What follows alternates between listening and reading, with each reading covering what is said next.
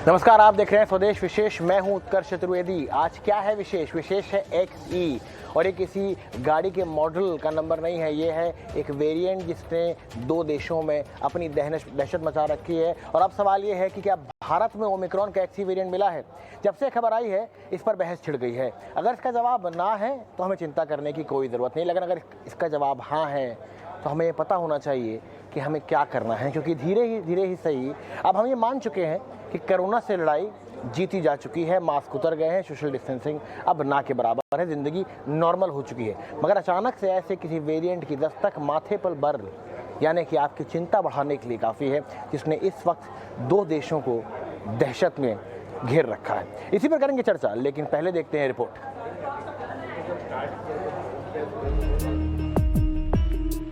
Covid बंधनों की आजादी से अभी हफ्ता भर भी नहीं गुजरा था कि कल शाम न्यूज चैनलों पर चली एक खबर ने सरकारों और लोगों की नींद उड़ा दी।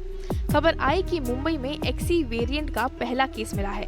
BMC ने बताया कि एक 50 साल की महिला में ऐसे लक्षण देखे गए हैं और ये कोरोना वायरस का XE वेरिएंट का पहला केस हो सकता है। इस महिला की साउथ अफ्रीका में ट्रैवल हिस्ट्री भी है। ये वही XE वेरिएंट है जिसने चीन के शंघाई शहर को एक बार फिर तालों में कैद कर दिया है और जो तेजी से UK में भी फैल रहा है। कुछ घंटों बाद इस बात पर बहस छिड़ गई कि ये वेरिएंट XE है भी या नहीं। सबसे पहले केंद्र सरकार की तरफ से खंडन आया। स्वास्थ्य मंत्रालय ने मीडिया में चल रही खबरों को गलत बताया। मंत्रालय ने कहा कि संक्रमित मरीज में जो लक्षण मिले हैं वो कोरोना वायरस का XE वेरिएंट नहीं है। मंत्रालय ने कहा कि सैंपल्स की फास्ट क्यू के हिसाब से जिसे XE वेरिएंट बताया जा रहा है, इसका जीनोमिक एक्सपर्ट द्वारा विस्तार से परीक्षण किया गया है। उन्होंने कहा है कि इस वेरिएंट की जीनोमिक संरचना XE वेरिएंट की जीनोमिक पिक्चर से मेल नहीं खाती। जो 50 साल की महिला में पॉजिटिव पाई गई है वो फुली वैक्सीनेटेड है। उन्हें पहले से कोई बीमारी नहीं है और उनमें कोई लक्षण भी नहीं है। मंत्रालय ने बताया कि उन्होंने 10 फरवरी को साउथ अफ्रीका की यात्रा की थी। वापस लौटने पर उनका टेस्ट नेगेटिव आया था। ओमिक्रॉन XE के पहले केस में मुंबई से मिलने की पुष्टि करने वाले BMC कमिश्नर इकबाल सिंह का कहना है कि कस्तूरबा अस्पताल और पुणे में नेशनल इंस्टीट्यूट ऑफ वायरोलॉजी में next generation genome sequencing lab में 376 सैंपल की टेस्टिंग की गई। इसमें से 230 सैंपल मुंबई के निवासी थे। इसमें से एक मरीज में ओमिक्रॉन XE वेरिएंट की पुष्टि हुई है, लेकिन महाराष्ट्र सरकार के स्वास्थ्य मंत्री राजेश टोपे का कहना है कि अभी स्वास्थ्य मंत्रालय इस नतीजे पर नहीं पहुंचा है कि ये XE वेरिएंट है या नहीं, क्योंकि अभी नेशनल इंस्टीट्यूट ऑफ बायोलॉजिक्स यानी NIB की रिपोर्ट नहीं आई है, इसलिए पैनिक करने की जरूरत नहीं है। आज कंफर्मेशन कुछ भी नहीं है XE के बारे में। कंफर्मेशन के लिए NIV जो है नेशनल इंस्टीट्यूट ऑफ वायरोलॉजी, वो ऑथोराइज्ड बॉडी है जो कंफर्म करेगी। तो उनके पास हमने सैंपल भेजे। There is no confirmation yet received, number 1। Number 2, अगर XE के बारे में अगर कैरेक्टरिस्टिक्स देखेंगे तो XE is 10% more infectious than Omicron, ऐसा ही है। बाकी तो बहुत यानी ऐसा पैनिक होने की कोई ज़रूरत नहीं है। एक आधी कम्युनिटी में ज़्यादा पेशेंट पाए गए तो ऐसे सैंपल हम जीनोम सीक्वेंसिंग लिए देते हैं। जीनोम सीक्वेंसिंग में देने के बाद में उसका रिज़ल्ट हमको मिला है और उसमें एक पेशेंट 230 सैंपल हमने लोड किए थे। 230 सैंपल जो मुंबई के थे, 230 सैंपल में से 228 सैंपल ओमाइक्रॉन BA.2 के थे, एक सैंपल कापा का था और एक जो पाया गया वो XE है। अब पहला केस XE वेरिएंट है या नहीं, ये कुछ समय में पता चल जाएगा। हालांकि मरीज ठीक हो चुकी हैं और कोई घबराने की बात भी नहीं है, लेकिन सावधानी अब भी जरूरी है, क्योंकि XE वेरिएंट ने अब भी UK और चीन में तबाही मचा रखी है। वर्ल्ड हेल्थ ऑर्गेनाइजेशन ने भी इस खतरनाक वेरिएंट को लेकर चेतावनी जारी की है। WHO के मुताबिक ये वेरिएंट कोविड-19 के किसी भी दूसरे ओमिक्रॉन वेरिएंट के मुकाबले ज्यादा तेजी से फैलता है। कई एक्सपर्ट्स मानते हैं कि ये दूसरे वेरिएंट्स के मुकाबले 10% तेजी से फैलता है। चीन इसी XE वेरिएंट से इस समय जूझ रहा है। चीन ने शंघाई समेत कई शहरों में लॉकडाउन लगा रखा है, लेकिन इसके बावजूद केस बढ़ते जा रहे हैं। मीडिया रिपोर्ट्स के मुताबिक चीन में हर दिन कोरोना के करीब 20,000 से ज्यादा नए मामले सामने आ रहे हैं। ये हालात तब हैं जब चीन की 85% से ज्यादा आबादी को कोरोना वैक्सीन की दोनों डोज लग चुकी है। इनमें से ज्यादातर मामले बिना लक्षण वाले मरीजों के हैं। शंघाई में सबसे ज्यादा मामले मिल रहे हैं। 2.5 करोड़ की आबादी वाले इस शहर ने पिछले हफ्ते कई चरणों में लॉकडाउन लगाया। बावजूद इसके मामले थम नहीं रहे। चीन ही क्यों, WHO की ताज़ा रिपोर्ट में बताया गया है कि यूके में भी 19 जनवरी को XE वेरिएंट मिला है, जिसकी 600 से ज्यादा सीक्वेंस रिपोर्ट की गई है।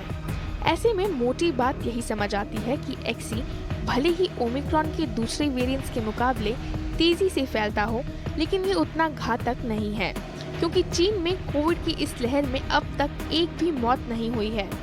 भारत में मास्क और सोशल डिस्टेंसिंग को लेकर बंधन भले ही ढीले कर दिए गए हों, लेकिन सावधानी फिर भी जरूरी है। ब्यूरो रिपोर्ट, ET नाउ स्वदेश।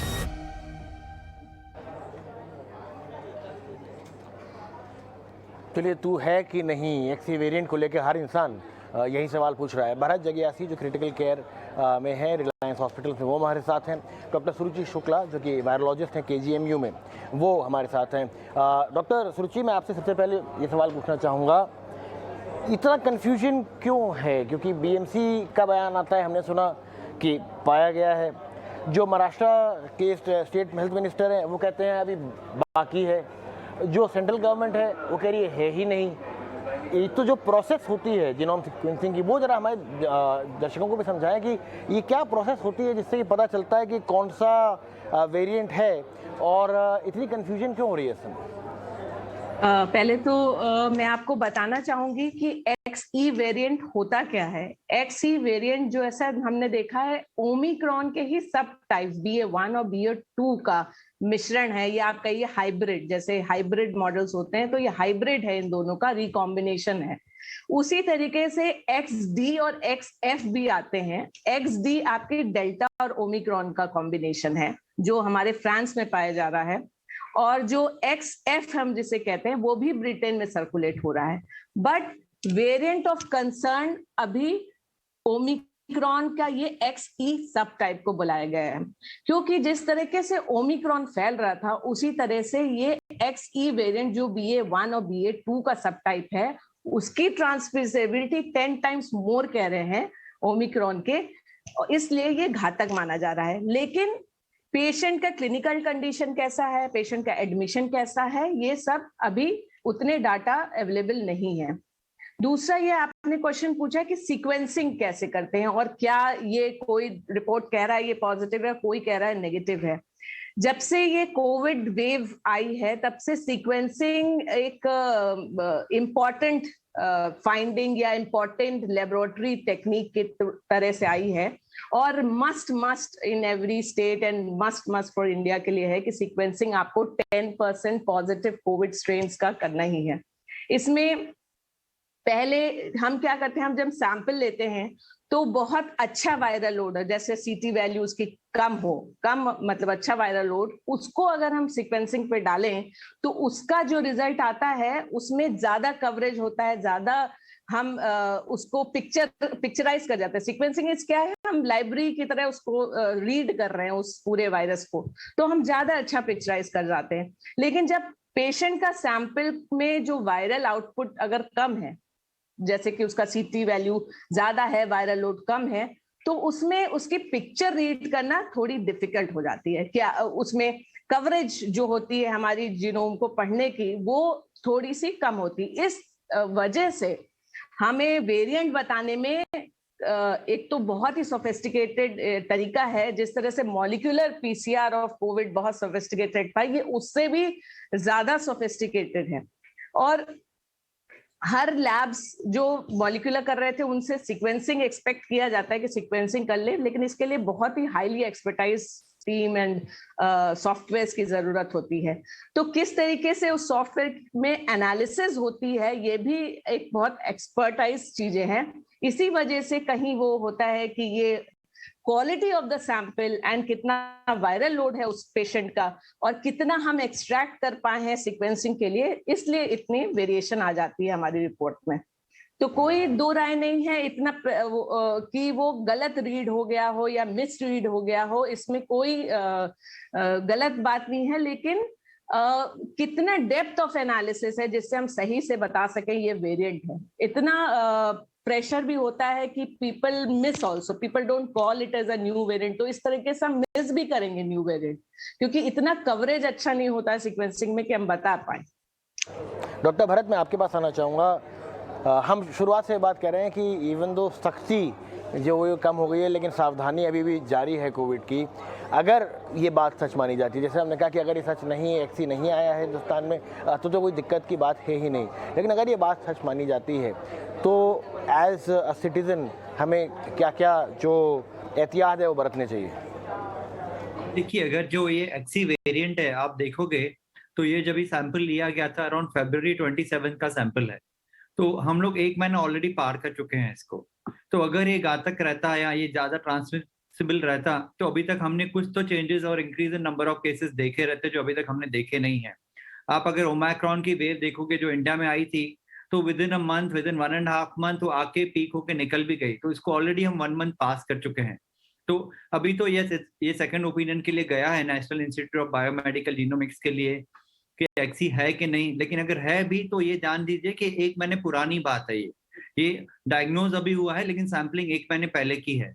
तो मुझे नहीं लगता कि हमें ज्यादा कुछ चिंता करनी चाहिए, लेकिन हाँ, जो हमारे सावधानी है, कोविड अप्रोप्रिएट बिहेवियर है, वो फॉलो करते रहने चाहिए, मास्क ऑन रहने चाहिए, हैंड हाइजीन करते रहें। और एक्सी वेरिएंट आता भी है तो it's a hybrid of BA1 and BA2, जो दोनों सीवियर डिजीज नहीं है, और जिनको आप देखोगे तो इंडिया में 40% पॉपुलेशन ऑलमोस्ट एक्सपोज हो चुका है।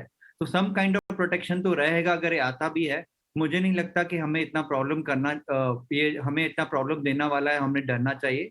But at the same time Covid appropriate behaviour follow करते रहिए। ये बहुत ज़रूरी बात आपने कही कि सावधानी अभी भी बरतनी है। डॉक्टर सुरुचि, मैं आपसे जानना चाहूँगा एक्सी वेरिएंट के बारे में।